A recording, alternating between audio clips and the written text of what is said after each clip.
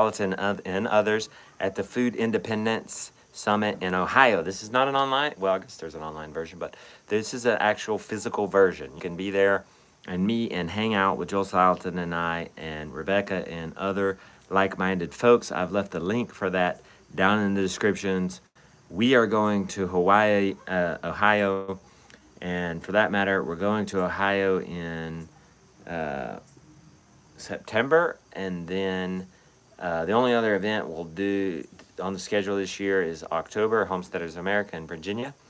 So there's only 2 places you can catch us. I would encourage you guys to get us there.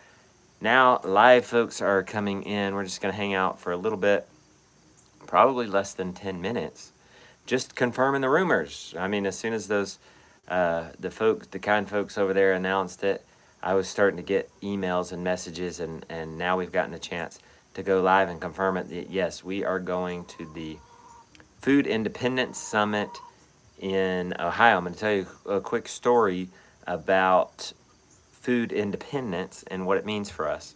But until then, let's share a little bit about what we're going to talk about. We're going to talk about the Rooted Life at that event, and the Rooted Life it's growing food, but it's so much more than growing food. It's how to work with your family.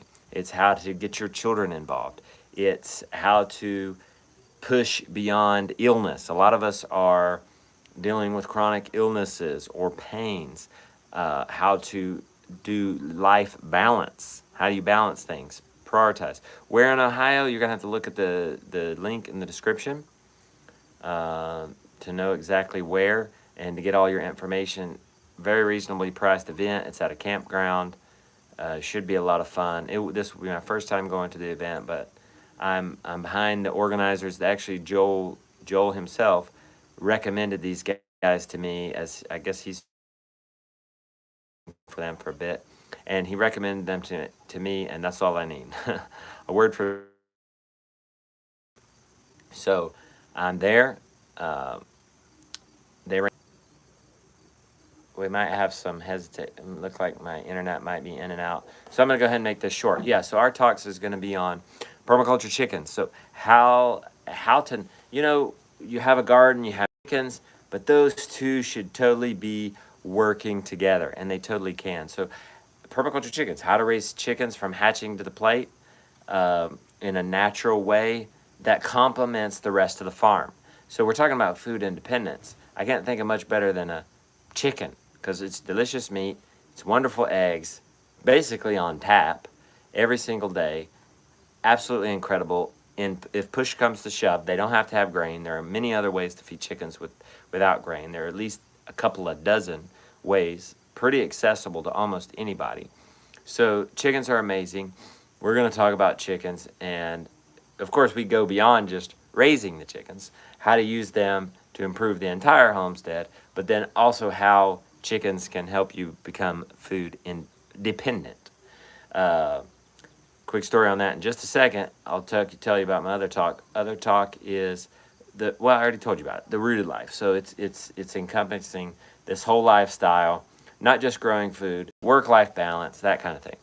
So yeah, okay, the permaculture chickens thing reminded me to tell you this story.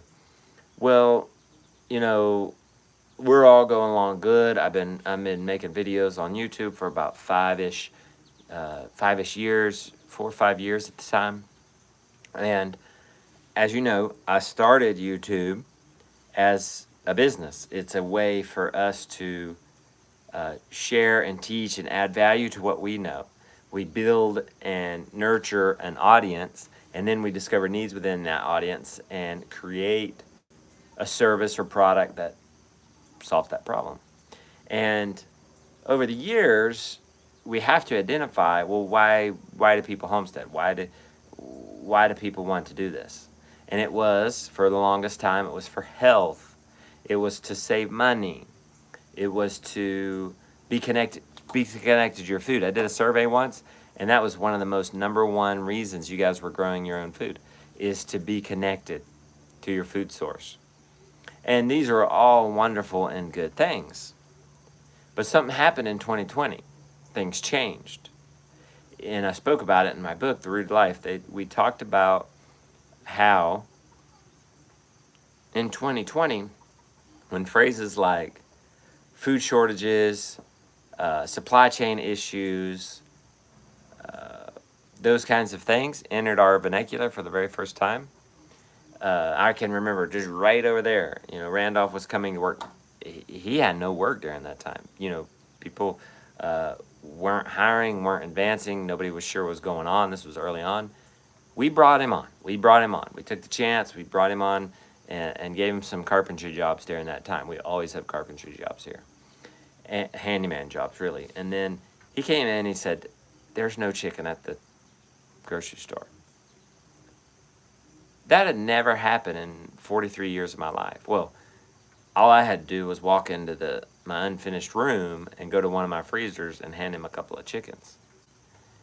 And that was part of the moment where I realized, I even went into that time. It was a spring launch for Abundance Plus. It was time to do a spring registration, and I just wasn't sure.